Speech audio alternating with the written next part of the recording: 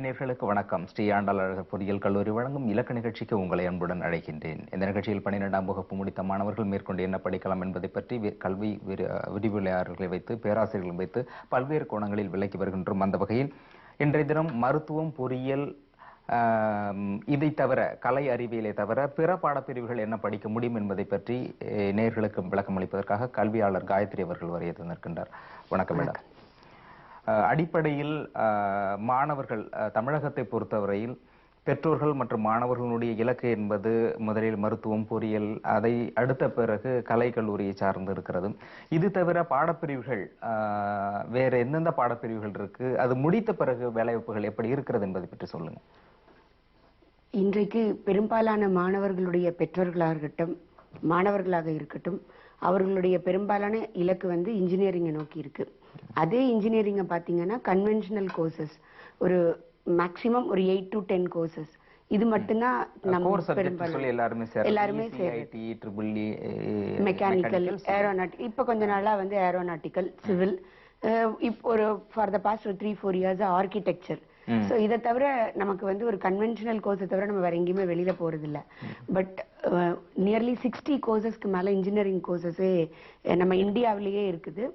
Central கவர்மெண்டாலேயே அந்த courses எல்லாம் அங்கீகரிக்கப்பட்ட கோர்சஸ் இருக்குது. அது நிறைய படிக்கிறது மூலமாக ஒரு வைட் ஆப்பர்ச்சுனிட்டி கிடைக்கும். இன்டெப்தா ஸ்டூடெண்ட்ஸ் வந்து அவங்க விரும்புற துறையில சாதிக்கிறதுக்கு அந்த துறைகள் கண்டிப்பா ஹெல்ப்ஃபுல்லா இருக்கும் அவங்களுக்கு. இதுல குறிப்பா மெரைன் வந்து எந்த அளவுக்கு வேலை வாய்ப்பு இருக்குது, அது பெரும்பாலும் படிக்கிறது எந்த கல்லூரியில் இருக்கிறதுக்குமான இடங்கள் அப்படிங்கறத பத்தி சொல்லுங்க. மெரைன் எடுத்துட்டீங்கன்னா மெரைன்லயே நிறைய ஸ்பிளிட் அப்ஸ் இருக்கு. மெட்டலர்ஜிக்கல் டிபார்ட்மெண்ட் தனியா இருக்கு. அந்த அது போக நீங்க மெரைன் இன்ஜினியரிங் தனியா இருக்கு. அந்த மெரைனுக்குள்ள எக்யூப்மெண்ட்ஸ் மேனுஃபேக்சர் பண்றதுக்கு தனியா இன்ஜினியரிங் கோர்சஸ் இருக்கு. இது எல்லாமே பாத்தீங்கன்னா சென்ட்ரல் இன்ஸ்டிடியூட், சென்ட்ரல் கவர்மெண்டோட அப்ரூவல்ல டேராடூன்லயும், நம்ம தமிழ்நாட்டில் எடுத்துக்கிட்டீங்கன்னா பிரைவேட் இன்ஸ்டிடியூட், ஐஐடி, இந்த மாதிரி இடங்கள்ல இருக்குது.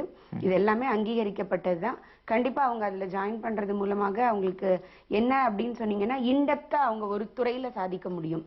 இது எல்லாமே நீங்க வந்து மெக்கானிக்கலுடைய சப் போர்ஷன்ஸ் தான். மெக்கானிக்கலோட ஸ்பெசிபிக் கோர்சஸ் தான். சோ இன்டெப்தா ஒரு துறையில வந்து அவங்க சாதிக்க முடியும். சோ அதுல மைனிங் அப்படிங்கிறது எந்த அளவுக்கு வேலை வாய்ப்பு இருக்கு? மைனிங் அப்படிங்கிறது ரொம்ப ரேரா சில இடங்கள்ல மட்டுமே இருக்கக்கூடியது. ஒருவேளை அதை தேர்ந்தெடுத்தால் மற்ற கோர் சப்ஜெக்டுக்குள்ள அந்த எக்ஸ்போஷர் இதுல இருக்குமா? இல்ல, கண்டிப்பாக இருக்கும். ஏன்னா இது வந்து எல்லா இடத்துலயும் இருக்கிற கோர்ஸ் இல்ல. இப்ப இந்தியா முழுக்க ஒரு 10 இன்ஸ்டிடியூட்லயோ 15 இன்ஸ்டிடியூட்லயோ தான் மேக்சிமம் இருக்கும். அதோடைய சேர்க்கை நீங்க பார்க்கும்போது ஒரு இசிஇல இருந்து 50,000 பேர் மட்டுமே, மினிமம் 50,000 பேர் தமிழ்நாட்டுல இருந்து வெளில வராங்கன்னா இதுல வெறும் ஒரு 50 இல்ல 100, 150 இந்த மாதிரி தான் வெளியில வருவாங்க. சோ அவங்களுக்கு வந்து காம்படிஷன் ரொம்ப ரொம்ப லெஸ் மற்றவங்களை கம்பேர் பண்ணும்போது. அதனால அவங்களுக்குள்ள ஆப்பர்ச்சுனிட்டி கண்டிப்பாக இருக்கும்.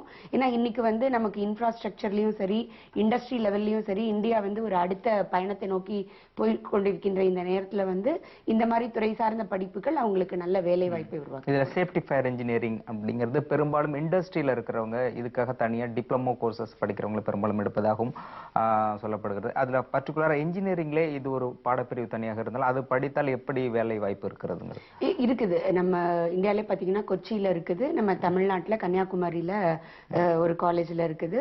அது போக சென்ட்ரல் இன்ஸ்டிடியூட்ஸ்ல ஐஐடில மற்றதுல இருக்குது. சேஃப்டி அண்ட் ஃபயர் இன்ஜினியரிங் அப்படின்ற நேம்லயே அந்த கோர்ஸ் இருக்குது. தாராளமா அவங்க படிக்க முடியும். ஆனா டிப்ளமோ படிக்கிறதுக்கும் 4 வருஷம் சேஃப்டி அண்ட் ஃபயர் இன்ஜினியரிங்கே அவங்க வந்து இன்டெப்தா படிக்கிறதுக்கும் கண்டிப்பா டிஃபரன்ஸ் இருக்கு. ஒரு கோர்ஸ் படிச்சா அதுல அவங்க ஸ்பெசிஃபிக்கா கேக்குறது ஒரு இன்ஜினியரிங் முடிச்சிட்டு ஒரு 1 இயர் ஆர் டிப்ளமோ படிச்சா that is enough for that post அப்படிங்கிற ஒரு சூழலும் இருக்கு. இதுல அந்த மாதிரி வர்றவங்களுக்கும் வேலை வாய்ப்பு அதிகமா இருக்கும்போது இப்போ ஸ்பெசிஃபிக்கா 4 வருஷம் இதுக்காகவே படிச்சுட்டு போறவங்களுக்கு எந்த அளவுக்கு அதுல ஆப்பர்ச்சுனிட்டிஸ் இருக்க முடியும்? இல்ல, கண்டிப்பா. இப்போ வந்து நமக்கு இந்த safety and fire engineering, disaster management, இந்த மாதிரி கோர்சஸ் எல்லாம் பாத்தீங்கன்னா இந்தியால மட்டும் இல்ல, மிடில் ஈஸ்ட்லயும் சரி, வெஸ்டர்ன் கண்ட்ரீஸ்லயும் சரி இது ஆப்பர்ச்சுனிட்டிஸ் வந்து ரொம்ப பரவலாக இருக்கு. ஏன்னா அங்க வந்து ஒரு பில்டிங் கன்ஸ்ட்ரக்ட் பண்ணணும்னா they will start with safety and fire engineering ஒர்க்கோட தான். ஒரு பேஸ்மெண்ட்ல இருந்து ஒரு ஃபினிஷ் ஆகி வர வரைக்கும் ஒரு ஸ்டேஜ்லயும் இந்த safety and fire engineering, disaster, அந்த கிரைசிஸ் மேனேஜ்மெண்ட்டுக்கும் கண்டிப்பா இது தேவை. அதனால இந்தியால மட்டும் இல்ல, வெளிநாட்டிலயும் இதுக்கு வேலை வாய்ப்புகள் ரொம்ப அதிகமா இருக்கு. அப்போ இது தொடர்பாக வெளிநாடுகளுக்கு வேலைக்கு போகணும் அப்படின்னு நினைக்கிறவங்க தனியா அதுக்காக கோர்ஸ் படிக்கணும், இல்ல சேஃப்டி ஃபயர் இது இன்ஜினியரிங் முடித்தவுடன் ஆட்டோமேட்டிக்கா போறதுக்கான வாய்ப்பு, இல்ல ஃபர்தரா எக்ஸ்பீரியன்ஸ் பேஸ்ட்ல தான் போக முடியும்?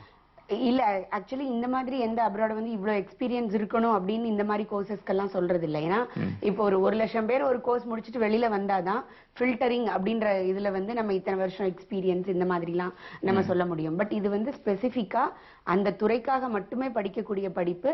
கண்டிப்பா அதுல வந்து அவங்களுக்கு துறை சார்ந்து பிராக்டிக்கலும் ஓரியன்டா தான் இருக்கும். அப்படி இருக்கும் பொழுது அந்த 4th இயர் முடிக்கும் பொழுதே அவங்களுக்கு கண்டிப்பா கேம்பஸ்லயே செலக்ட் ஆயிடுவாங்க. எந்த ஒரு ப்ராப்ளமுமே இருக்காது. அதை நம்ம விலக்கி வெளியில போகணும் அப்படின்னு இருக்கும் பொழுது சாதாரணமாக இன்னைக்கு நீங்க ஒரு வெனஸ்டே பேப்பர் எடுத்தாலும் சரி, சண்டே பேப்பர் எடுத்தாலும் சரி, அப்ராடோட ஆப்பர்ச்சுனிட்டிஸ் நமக்கு இந்தியால வந்துட்டே இருக்கு. சாதாரணமாக அவங்க அப்ளை பண்ணாலே கண்டிப்பா அவங்க டெக்னிக்கல் ரவுண்ட் கிளியர் பண்ணுவாங்க.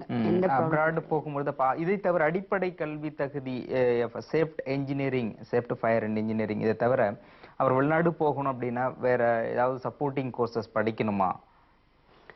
சப்போர்ட்டிங் கோர்சஸ் அப்படின்றது வந்து இன்ஜினியரிங்க்கு கிடையாது. இப்போ நீங்க நர்சிங் துறையோ இல்ல ஒரு டீச்சிங் ஃபீல்டோ எடுத்துக்கிட்டீங்கன்னா நம்ம IELTS போகணும்னு சொல்லுவாங்க. US போனதுக்கு அப்புறம் ஏதாவது கோர்ஸ் பண்ணணும் அப்படின்னு சொல்லுவாங்க. பட் இது வந்து ப்ரொஃபஷனல் கோர்ஸ் அப்படின்றதுனால அந்த மாதிரி தனியாக படிச்சுட்டு தான் அங்க வேலைக்கு போகணும் அப்படின்றது கிடையாது.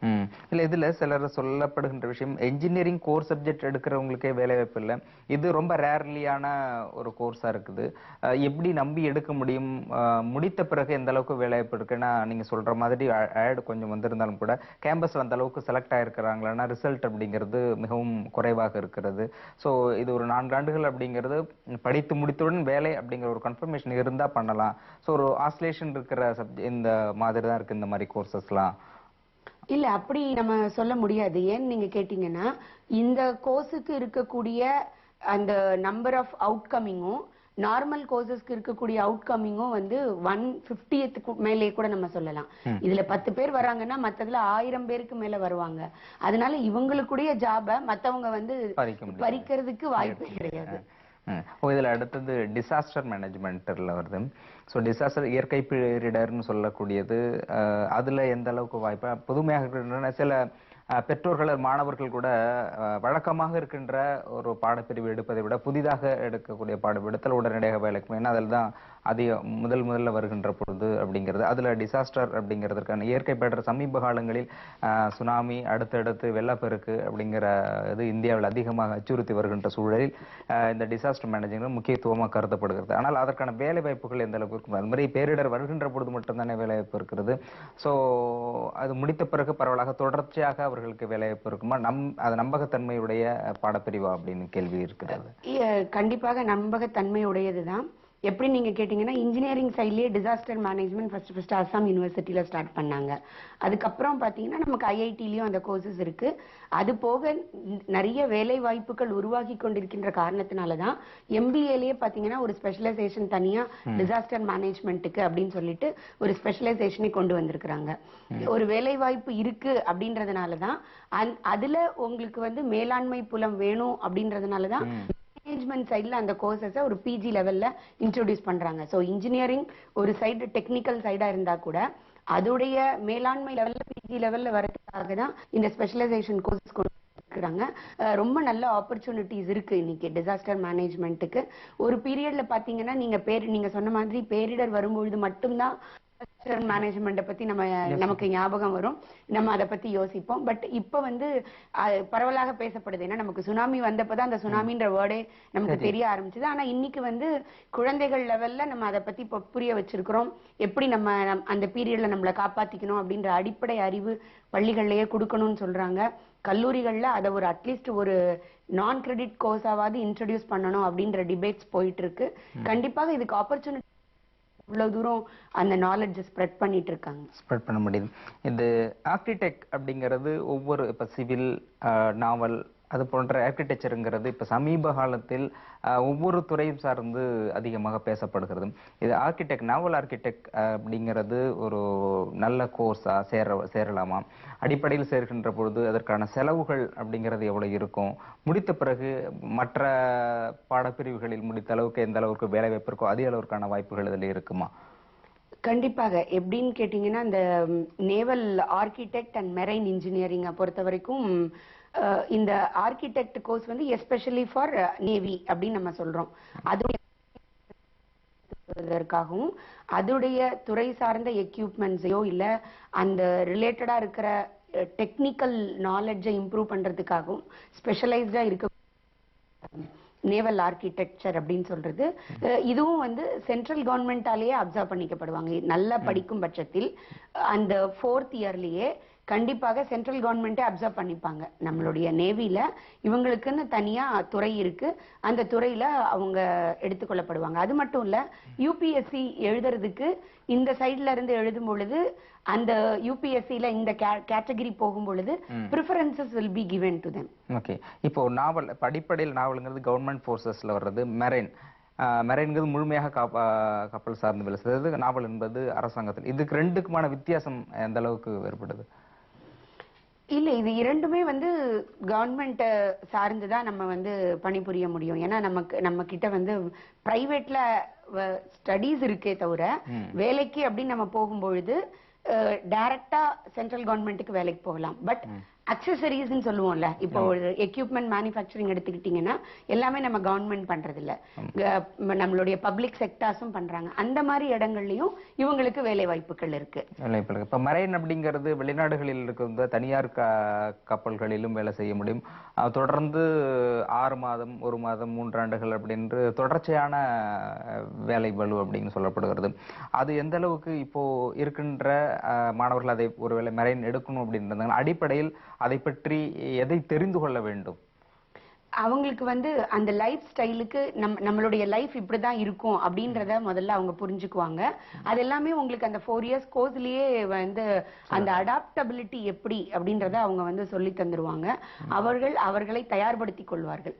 நம்மளுடைய லைஃப், நம்ம நேவி 6 மாசம் அங்கதான் இருக்கணும், 6 மந்த்ஸ் நம்ம இப்படிதான் இருப்போம், நம்மளுடைய லைஃப் ஸ்டைல் இது அப்படின்னு. ஏன்னா இப்ப எல்லா துறைகள்லயுமே வந்துருச்சு. நம்ம நைட் ஷிஃப்ட் போறோம், மல்டி ஷிஃப்ட்ஸ் போயிட்டு இருக்கிறோம், கண்டினியூஸா ஒர்க் பண்ணிட்டு இருக்கிறாங்க, இங்க இருந்து நம்ம ஆன் சைட்டுக்கு சப்போர்ட் பண்ணிட்டு இருக்கிறாங்க. இந்த மாதிரி பல்வேறு துறைகள்லயும் அது இருக்கும்போது இதுலயும் அது சாத்தியம்தான். அவர்கள் தங்களை தயார்படுத்தி மனதளவிலும் உடலளவிலும் தயார்படுத்துறேன். இதுல சில நேர்கள் ஏற்கனவே கேட்டது, மெரைன் அப்படிங்கிறது வேலை அப்படிங்கிறது ஏற்றுக்கொள்ளும். ஏன்னா அதிக மற்ற பாடப்பிரிவு முடித்தவுடன் வேலை கிடைப்பதை விட இது அதிக அளவு சம்பளம் கிடைப்பதனால் அதை ஏற்றுக்கொள்ள தயாராக இருக்கிறார்கள். ஆனால் வேலை வாய்ப்பு, வேலை செய்கின்ற பணி நிமித்தமாக எப்படி இருக்கும் அப்படிங்கிறதோட சந்தேகம். குறிப்பாக தொடர்ந்து 6 மாத காலம் அங்கே இருக்கக்கூடிய சூழல் இருக்குது. அதை ஏற்றுக்கொண்டாலும் கூட திடீரென்று சரி ஏதாவது ஒரு சூழல் இருக்கிறது, வீட்டுக்கு வரணும், திடீரென்று விடுமுறை எடுக்கக்கூடிய நேரம் ஏற்பட்டு அதற்கான வாய்ப்புகள் கிடைக்குமா, அல்லது 6 மாதம்ங்கிறது அது 1 வருடமாக நீடிக்குமா அப்படின்ற பல்வேறு கேள்விகள் எழுப்பப்படுது. குறிப்பாக 6 மாதம் வேலை என்றால் விடுமுறை எவ்வளவு நாட்கள் இருக்கும், திரும்ப செல்வது என்பது உடனடியாக வாய்ப்பு இருக்கா, திரும்பவும் வேலை தேட வேண்டும், அப்படி பல்வேறு கேள்விகள் எழுப்பப்படுகிறது. சோ இந்த மெரைன் என்பதை பொறுத்தவரையில் முடித்த பிறகு அவர்களுக்கான வேலை வாய்ப்பு, அங்க பணி நிமித்தமாக எப்படி பணிகள் வழங்கப்படுகிறது அப்படிங்கறத பத்தி சொல்லுங்க. இவங்க வந்து டைரக்டா இந்த நேவி ஆர்கிடெக்சரோ மெரைன் இன்ஜினியரிங்கோ படிக்கிறவங்க வந்து டைரக்டா வந்து கடல்ல போய் வேலை செய்ய போறதோ இல்ல இதுல போய் வேலை செய்ய போறதோ கிடையாது. இன்ஜினியரிங் சைடு தான். they are going to be in an industry. So அந்த இண்டஸ்ட்ரியில எக்யூப்மெண்ட்ஸையும் டெக்னிக்கல் லெவல்லையும் சேர்ந்துதான் இருப்பாங்க. ஒரு 50 பேர் அது படிச்சாங்கன்னா ஒரு 2 பேர் வேணா அந்த ஷிப்ல அப்படியே கண்டினியூ பண்ற மாதிரி இருக்குமே தவிர அனைவருமே நம்ம வந்து 6 மந்த்ஸ் கண்டினியூஸா ஒர்க் பண்ணி 6 மந்த்ஸ் வந்து தரையில இருக்கிற மாதிரி உண்டான ஜாப் கிடையாது உங்களுக்கு. So technical side when we are sound நம்ம இண்டஸ்ட்ரியிலே ஒர்க் பண்ண முடியும். நேவி ரிலேட்டடா இருக்கக்கூடிய எக்யூப்மெண்ட்ஸ் மேனுஃபேக்சரிங் இண்டஸ்ட்ரியில அவங்க ஒர்க் பண்ண முடியும். ஓகே. இதுல அடுத்தது நியூக்ளியர் இன்ஜினியரிங் சொல்லப்படுது.